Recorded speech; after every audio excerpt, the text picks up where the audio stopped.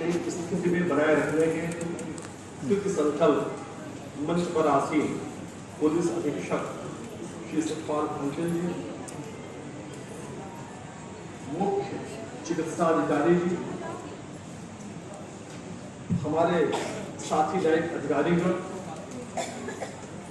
सभागार में उपस्थित प्रशासनिक अधिकारी, पुलिसकर्मी, DVL, इस विधिक साक्षरता जागरूकता कार्यक्रम से संबद्ध प्रत्येक व्यक्ति, उपस्थित देवियों एवं सज्जनों, भाइयों एवं बहनों, सर्वप्रथम मैं संक्षेप में आपको यह अवगत कराना चाहूंगा कि वो दिन अब गुजर गए जब आप किसी विवशतावश, भयवश, दुर्बलतावश, आर्थिक विपन्नतावश किसी सबल व्यक्ति के विरुद्ध अपनी आवाज बुलंद करने में असमर्थ थे। राष्ट्रीय स्तर पर विधिक सेवा प्राधिकरण के अध्यक्ष माननीय मुख्य न्यायाधिपति उच्चतम न्यायालय होते हैं, राज्य के स्तर पर इसके अध्यक्ष इलाहाबाद उच्च न्यायालय के मुख्य न्यायाधिपति होते हैं, जिला स्तर पर जनपद न्यायाधीश और तालुका स्तर पर हमारे तहसीलदार। एक ऐसी कड़ी बनी हुई है, यदि किसी स्तर पर आपको कहीं भी असुविधा हो, कहीं भी कोई दुविधा हो, तो उसकी कड़ी न्याय व्यवस्था से जोड़ते हुए सर्वोच्च न्यायालय तक पहुंचाई गई है। देखिए, विधिक साक्षरता का उद्देश्य आपको कानून पढ़ाना नहीं है और न ही इसका उद्देश्य आपको कानून से फिक्र कराकर कोई एडवोकेट बनाना है। इसका मुख्य उद्देश्य ये है कि आप अपने अधिकारों को जाने। बहुत सी ऐसी चीजें होती हैं जिसको आप दिन प्रतिदिन झेल रहे हैं, बहुत से ऐसी लाभ की योजनाएं होती हैं जिनकी जानकारी ही आपको नहीं है। इन सब चीजों को जानने के लिए, समझने के लिए, पाने के लिए आपको दर दर भटकने की आवश्यकता नहीं है। जो विधिक सेवा प्राधिकरण है वो एकमात्र मंच है जहां पहुंचकर न आप केवल आपराधिक मामलों में बल्कि सिविल मामलों में, राजस्व मामलों में, सरकार की लाभकारी योजनाओं के बारे में न केवल जानकारी प्राप्त कर सकते हैं, बल्कि यहाँ से ऐसी सुविधाएं प्राप्त कराने हेतु आपको प्रत्येक विधिक मदद भी प्रदान की जाती है। और सबसे बड़ी बात यह है, ये जो विधिक साक्षरता हो, विधिक सहायता हो, यह निःशुल्क है। न्याय व्यवस्था को इससे जोड़ने का एक पहलू भी है, इसके पीछे मंशा भी है। वैसे चाहे प्रशासनिक अधिकारी हो हमारे, चाहे हमारे पुलिसकर्मी हो या कोई भी विभाग हो, इनसे अपेक्षा है और ये कर भी रहे हैं कि अपने कार्यों का निष्पादन पूरी ईमानदारी के साथ, पूरी सत्यनिष्ठा के साथ किया जाए। लेकिन जनरल परसेप्शन जो जनता के बीच होता है, अगर कोर्ट का या कोर्ट के किसी अधिकारी का नाम आ जाता है तो उसमें बहुत वर्षों से बनाई गई जो आस्था है वो बनी हुई दिखती है। इसीलिए चाहे राष्ट्रीय स्तर पर हो, चाहे राज्य स्तर पर हो, चाहे जिला स्तर पर हो, उसको न्यायिक प्रक्रिया से जोड़ने का प्रयास किया।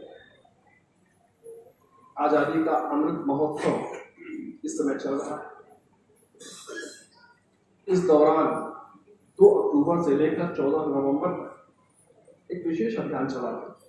यद्यपि यह सतत प्रक्रिया है, ये वर्ष भर चलती रहती है, लेकिन जब हम किसी चीज को विशेष नाम से ले लेते हैं तो उसकी उपादेयता है, उसकी जो महत्ता है, उसके प्रति जो आकर्षण है वो थोड़ा बढ़ जाता है। आप सभी लोग जो सभागार में उपस्थित हैं, सभी जानकार व्यक्ति मुझको दिख रहे हैं। जैसा कि हमारे DM साहब ने कहा आप लोगों की यहाँ की उपस्थिति का एक बात ये भी होगा, यहाँ आप जो सुन पा रहे हैं, जो समझ पा रहे हैं, उसका अपने स्तर से आगे बढ़ाने का प्रयास करेंगे, ताकि आज की जो ये आज का मेगा कैंप है, इसकी सार्थकता साबित हो सके। दो चार उदाहरण मैं और देना चाहूँगा। यहाँ पे बहुत वर्षों से देखा गया है कि हमारे समाज में महिलाएं हो, छोटी छोटी बच्चियां, ये कई प्रकार के दुर्व्यवहार अपने परिवार के भीतर, समाज के भीतर सहती रही हैं और चुप रही हैं।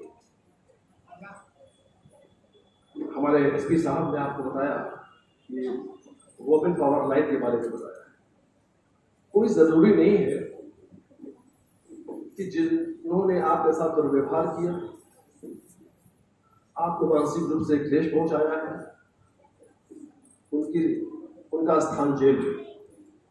लेकिन इतना जरूर होना चाहिए, जिसने आपके साथ ऐसा दुर्व्यवहार किया है, जिसने आपको मानसिक पीड़ा पहुंचाई है, उसको इस बात का एहसास दिलाना जरूरी है कि उसने क्या गलत किया है।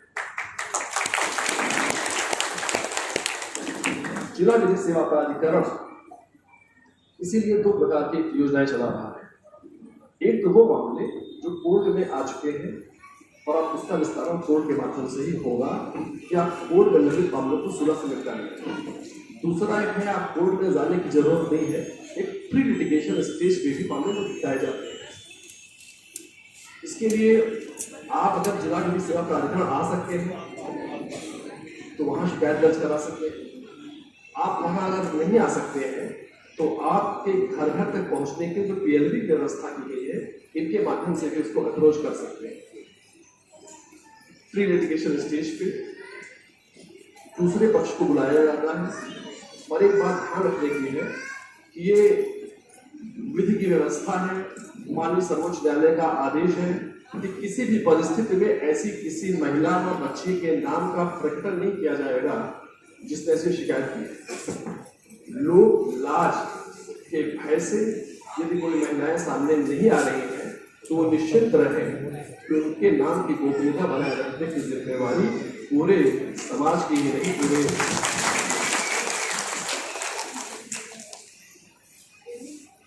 कभी कभी होता है कुछ मामले जैसे न्यायालय में आते हैं, किसी महिला के साथ मान लीजिए कोई बलात्कार जैसे मामले हुए हैं, तो मैंने महसूस किया है कि ऐसे प्रकरण में जब गवाही होना शुरू होती है तो महिला संकोच करती है।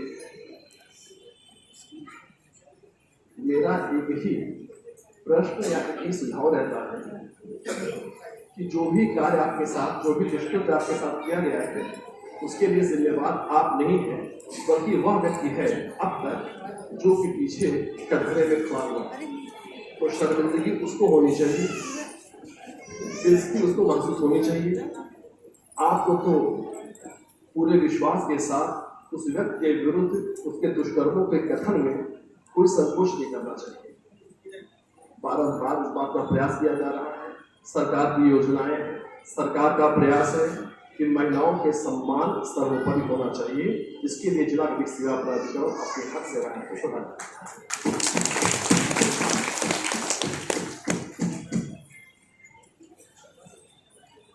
सरकार की जो भी लाभकारी योजनाएं हैं उसके विषय में प्रचार प्रसार का प्रयास किया जा रहा है। आपके अगल बगल बहुत से वृद्ध होंगे जो अभी भी वृद्धावस्था पेंशन से वंचित होंगे, बहुत सी हमारी महिलाएं होंगी जो विधवा पेंशन से वंचित होंगी।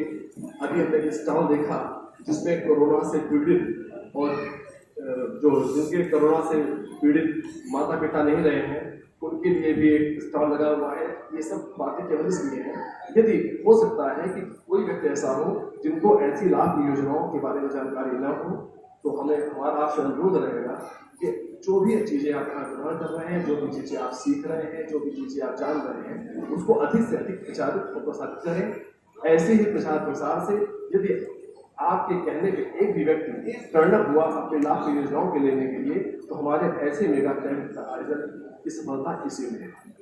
अंत में मैं पुनः आप सभी का आभार व्यक्त करना चाहूँगा जिन्होंने यहाँ इस मेगा कैंप में अपनी सहभागिता सुनिश्चित की है।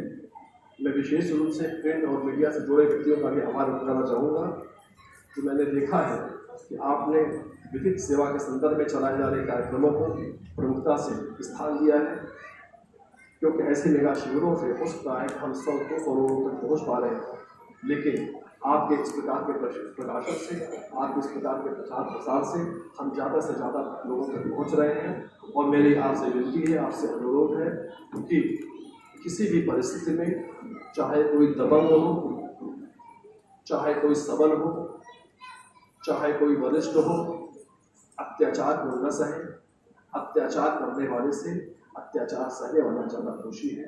आज हम हैं, तब हम भी रहेंगे, लेकिन हमारे कार्य, आपके उद्बोधन, आप द्वारा किया गया कार्य हमेशा किया जाता रहा है। और मैं पुनः आप सभी से को इस आयोजन में उपस्थित होने के लिए आभार